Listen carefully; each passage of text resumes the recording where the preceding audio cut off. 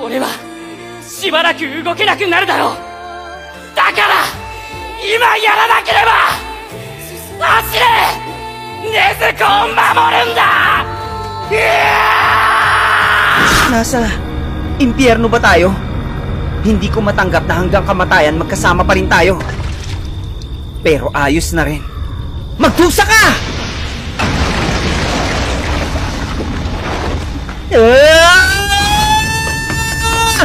Humanda ka! Suko na! Alam mo ba na ang boses na naririnig mo sa paborito mong anime ay hindi lang basta simpleng pagbigkas ng linya. Sa likod dito may kultura, training at buong industriya na bumubuo sa paraan ng pag-deliver ng bawat dialogue. So, sure kayo ano mang specialty mo na gusto mong gamitin. Sa video natin ngayon, titingnan natin ang isang tanong na matagal nang pinag-uusapan. Mas effective ba ang Japanese voice acting o mas angat ang Pinoy dub? Pero saglit lang, hindi ito bardagulan at hindi rin kompetisyon. Informative lang tayo ngayon.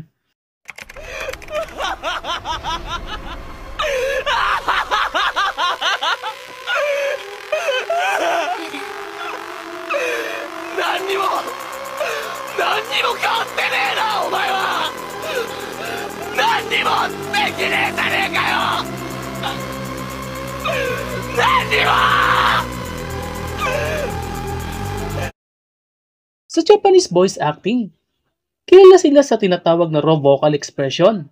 Ibig sabihin, hindi perfect ang tunog, may cracking, may pag-ubo, may paghinga sa gitna ng linya, at natural itong hinahayaan sa recording para mas maramdaman ng audience ang totoong emosyon. Hindi ako titigil. Hindi yang katanggap-tanggap. Hindi kailanman. Magpapalit na ako. Ano? Cuts! Huwag kang magalala, ayos lang ako. Salamat pero wag na lang. Sa Pinoy dub naman, mas mataas ang emphasis sa clean delivery. Kahit umiiyak o sumisigaw ang karakter, kailangan pa rin malinaw ang bawat salita. Ito'y dahil malaking parte ng kultura natin ang story clarity. Gusto ng mga Pinoy na agad na maintindihan ng eksena. Mukhang matatalo mo ako sa kinalalagyang punoon.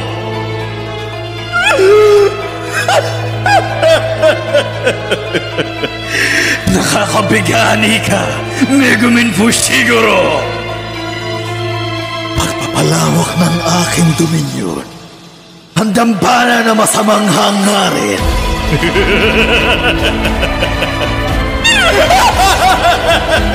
Kung ang Japanese BA mas ganap ang iyak, ang Pinoy BA naman mas articulate ang linya o mas malinaw magsalita. Pero pareho silang effective sa magkaibang paraan.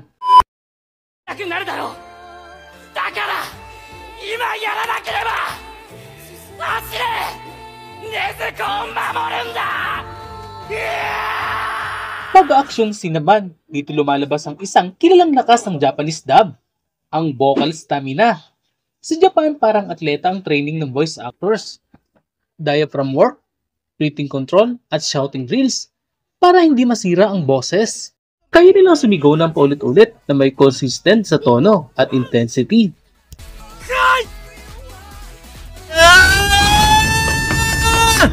Humanda ka! Suko na!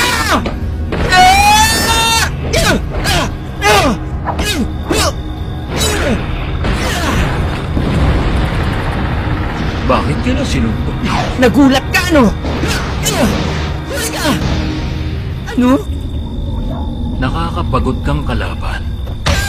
Sa Pinoy side naman, dahil mas mabilis ang turnaround, minsan kailangan ng controlled shouting, intense, pero malinaw pa rin. Kaya mataas ang respeto sa Pinoy voice actors, mabilis, consistent, at kayang sumabay sa tight schedule. Tumagal ang laban! Habang buhay! Huwag tayo sumuko! Dito mo makikita ang professionalism ng mga Pinoy dubbers. Mabilis, malinaw, at kaya magbigay ng performance under pressure.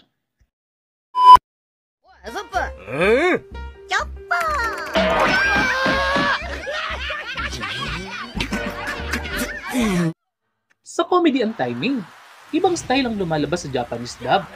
Exaggerated ang boses, mabilis, high-pitch at animated ang delivery. Ito kasi ang classic anime humor style na kinalakihan natin. Pero pagdating sa Pinoy dub, may dagdag na elemento. Ito yung relatability. Minsan sa simpleng uy o ay nako, mas nagiging natural at mas tumatama ang joke dahil mas malapit sa pang-araw-araw natin na salita. Doon na nagkakaroon ng sariling kulay ang mga Pinoy voice actors. Pero bakit nga ba magkaiba ang style ng bansang Japan at Pilipinas pagdating sa voice dubbing? Simple lang ang sagot. Dahil yan sa magkaibang industry system. Sa Japan, ang voice acting is treated as a full profession. May dedicated school, multi-year training at malaking studio budgets. Ang BA doon ay celebrities. Sa Pilipinas naman, madalas ang voice acting ay bahagi ng overall dubbing industry. Mabilis ang turnaround, mas din ang budget at kadalasan ay kailangang gawin ang maraming episode sa isang araw. Hindi ibig sabihin mas bababa ang kalidad. Iba lang ang approach dahil sa iba ang demand ng industriya.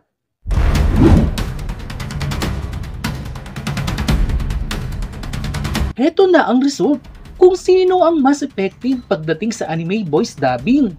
Ang Japan ba o ang Pilipinas? Ang sagot ay...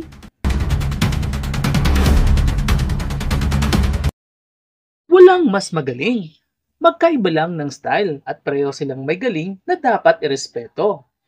Kung gusto mo ng raw, dramatic at theatrical emotion, mas bagay sa iyo ang Japanese dub.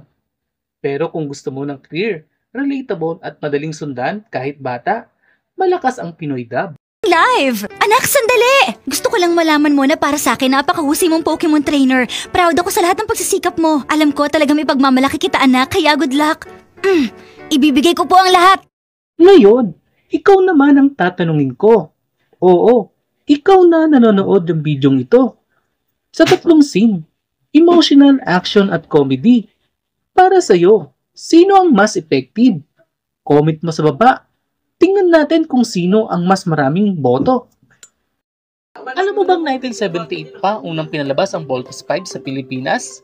Hindi ito ang unang anime sa bansa pero ito ang pinakatumatak sa mga bata. Pinatigil ang palabas bago matapos dahil sa too violent daw.